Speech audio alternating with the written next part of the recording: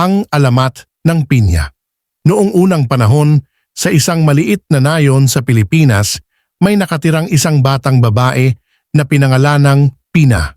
Siya ay nag-iisang anak na babae ng isang masipag na byuda na nagngangalang Aling Rosa. Kahit na maganda at maliwanag si Pina, mayroon siyang isang malaking kapintasan. Siya ay napakatamad at layaw. Bago tayo magpatuloy, kung mahilig kayo sa mga kagaya nitong kwento, ay maaari bang pakisubscribe ang ating channel na Vando Vlog? Maraming salamat at magpatuloy na tayo. Sa tuwing pinapagawa siya ng kanyang ina, palaging nagrereklamo si Pina. Kung utusan siya ni Aling Rosa na magwalis ng sahig, sasabihin ni Pina, hindi ko mahanap ang walis. Kung sasabihin sa kanya na mag-igib ng tubig, mapapabuntong hininga siya. Hindi ko alam kung nasaan ang balde. Gaano man kasimple ang gawain, palagi siyang nakakahanap ng dahilan. Isang araw, nagkasakit si Aling Rosa. Nang hihina at pagod, tinawag niya si Pina para dalhan siya ng pagkain. Pina, ipagluto mo ako ng kanin. Ngunit nagpout si Pina at sinabing, hindi ko alam kung nasaan ang palayok, inay. Dahil sa pagkadismaya, napaungol si Aling Rosa.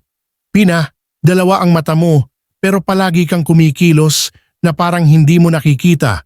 Sana magkaroon ka ng 1,000 mata para mahanap mo na ang mga bagay para sa sarili mo.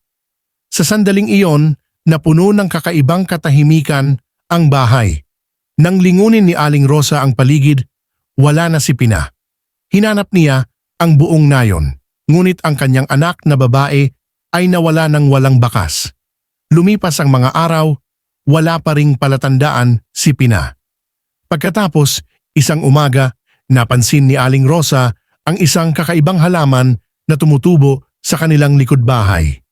Mayroon itong mahaba at matinik na dahon at isang gintong prutas sa gitna. Habang nakatingin siya sa malapit, nagulat siya. Natatakpan ng maliliit na mata ang prutas. Namuo ang luha sa mga mata ni Aling Rosa habang bumulong, Pina, ikaw ba yan? Napagtanto niya na ang kanyang hiling ay natupad at ang kanyang pinakamamahal na anak na babae ay naging bunga. Mula sa araw na iyon, tinawag niya itong pinya, ang salitang Tagalog para sa pinya, bilang pag-alaala sa kanyang nawawalang anak na babae. At kaya, ang pinya ay naging simbolo ng aral na ang katamaran at pagsuway ay may kahihinatnan, habang ang pagsusumikap at responsibilidad ay nagdudulot ng kagalakan.